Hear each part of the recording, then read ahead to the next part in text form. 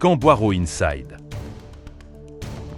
La cabine technique de Boiro est en réalité une cabine de torture pure et dure pour obliger les détenus, en majorité innocents, à enregistrer la vérité du ministre. C'est-à-dire à avouer les complots dont les scénarios ont été écrits en avance par le comité révolutionnaire et bien évidemment sous la houlette du président Sékou Touré. Voici les conditions dans lesquelles ces aveux sont obtenus. Interprète malgré soi. Un matin, vers 7h30, alors que la salle est plongée dans le brouhaha consécutif au service du petit déjeuner, le chef de chambre est appelé par plusieurs bouches à la fois. Inquiet, je viens à la porte. Le garde, chef Momo Camara, me tire par le bras, referme la porte. Il me conduit au poste de police. 3 officiers de la gendarmerie m'attendent. Le grand portail s'ouvre. On me conduit à une Land Rover dont le moteur tourne déjà. Je suis encadré de militaires armés. Le silence est lourd. Je suis stupéfait, je me demande ce qui m'arrive encore, dans cette vie de galérien de nul repos.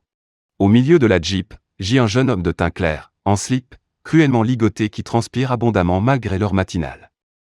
Il gémit. Personne ne s'en soucie. Le silence est toujours total, les visages sombres. Après le grand portail du camp, le véhicule fait plusieurs détours et se gare enfin devant une habitation isolée.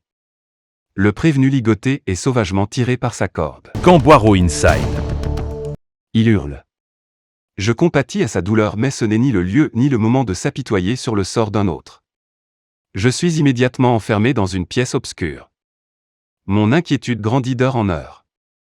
Je me demande si l'on n'a pas intercepté un de mes billets, mes pensées se bousculent. Je commence à transpirer. Les officiers de la gendarmerie, parmi lesquels je reconnais vaguement à sa voix Monsieur Cissé, le régisseur de la maison Centra, rit aux éclats dans une pièce voisine, parle de femmes. Pour eux la vie est belle. Camp Boiro Inside. Je commence à réciter, pour implorer la protection du Tout-Puissant. Au moment où j'entame la 12e récitation, la porte s'ouvre. Les chefs prennent place autour de la table. J'avance timidement, ne sachant où me tenir, croise les bras sur la poitrine, attends, inquiet et confus. Celui qui semble être le chef me dit. Dis donc, commissaire, on t'a fait venir pour servir d'interprète. Ce Peul a été arrêté, hier, revenant de Sierra Leone. Il était déjà dénoncé par un de ses parents comme étant un sympathisant du front à Freetown. Alors, nous comptons sur toi pour une bonne interprétation. Je tente de m'expliquer. Mais, chef, je comprends à peine le Peul. Vous me confiez là une mission bien difficile. L'officier réplique. Ne t'en fais pas et ne crains rien. C'est une question de confiance.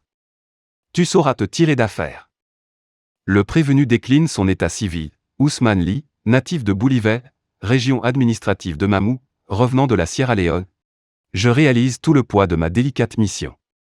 J'ai en face de moi, d'un côté, un co-détenu dont je dois m'efforcer d'arranger la déposition en vue de le sortir de cette mauvaise situation et, de l'autre, des officiers inhumains qui, à la moindre maladresse, à la moindre bavure, sont capables d'aggraver mon sort à moi. Je choisis d'user de tous les moyens pour exploiter les circonstances favorables à Ousmane Ly. On le soumet à la torture, le téléphone de campagne n'arrête pas de tourner, il sursaute, s'écrase sur le plancher. La tête la première. Relevé à coups de botte, il saigne de partout. Camp Boiro Inside. Ces vociférations me mettent mal à l'aise. Juché sur mon tabouret inconfortable, je sens mon cœur battre à se rompre. Je voudrais pouvoir ne pas regarder cette scène atroce. L'affreuse torture dure 3 heures. Quand mes regards croisent ceux d'Ousmane Ly, d'un clin d'œil, je l'exhorte à ne rien reconnaître. Deuxième comprend suffisamment et le prouve. Après les tortures, je perçois chez les officiers de la gendarmerie que toute velléité de poursuivre cette enquête est compromise. L'un après l'autre, les gendarmes se dispersent laissant sur place Ousmane Ly, le brigadier-chef Daouda Souma et moi-même. Par des mimiques à peine perceptibles, je félicite Ousmane Ly pour son courage, son endurance. Il est toujours atrocement ligoté et gémit de temps à autre. Couvert de poussière, il transpire à grosses gouttes, ses membres s'enflent sensiblement, à vue d'œil. Les officiers sont revenus à leur bureau. Ousmane s'agite toujours et se contorsionne sous l'effet de la douleur. Camp Boiro Inside. Profitant d'un temps mort, je sollicite l'autorisation de me mettre à l'aise dans la cour.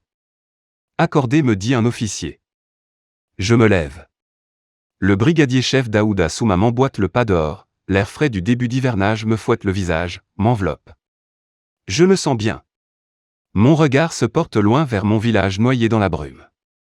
La terre humide exhale la bonne odeur du sol natal. En déboutonnant mon short, je me baisse. Je voudrais chercher à reconnaître ma maison blottie dans la verdure du quartier Cassia. Mon émotion est totale. Oh! Grand Dieu Tout-Puissant, rends-moi la liberté. Me voter dans ma 5e année de claustration. Camboiro Inside. Une bousculade, un violent coup appliqué au milieu du dos me sortent de ma rêverie. Chef Souma, dans un en menaçant m'intime l'ordre de rentrer. Je n'ai pas fini d'uriner mais il me pousse et m'entraîne. Je tourne les talons et reviens dans la salle pendant que j'urine coule de mon chop, sur ma jambe et mon pied. Au moment de m'asseoir, le chef Cissé s'en aperçoit. Tu aurais dû lui laisser le temps. Rien ne presse, nous en avons fini, dit-il. Chef Daouda Souma réplique. Il voulait tout voir à la fois. Il n'était nullement pressé, mon lieutenant. Humilié, je baisse la tête, ne souffle mot. Puis, je m'enhardis. Au lieutenant, je pose la question de savoir si l'on ne pourrait pas détacher un moment Ousmane Ly. Il m'observe quelques instants puis ordonne à chef Souma de détacher le prisonnier. Camboiro Inside. Je regarde autour de moi. Un nombre impressionnant de mégots traînent partout dont certains sont assez longs.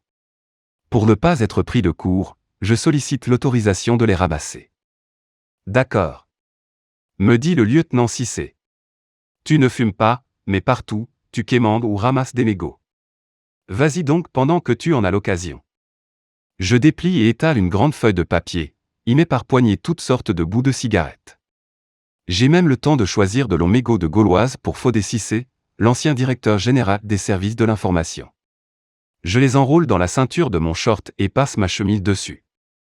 Dans la Land Rover cellulaire, je refais le trajet en sens inverse. L'animation est grande dans la rue. Le monde se retourne pour regarder ce véhicule bien connu. Triste vie de réclusionnaire. Camboiro Inside. Je réintègre mon royaume où je butin de mégots crée une atmosphère de fête.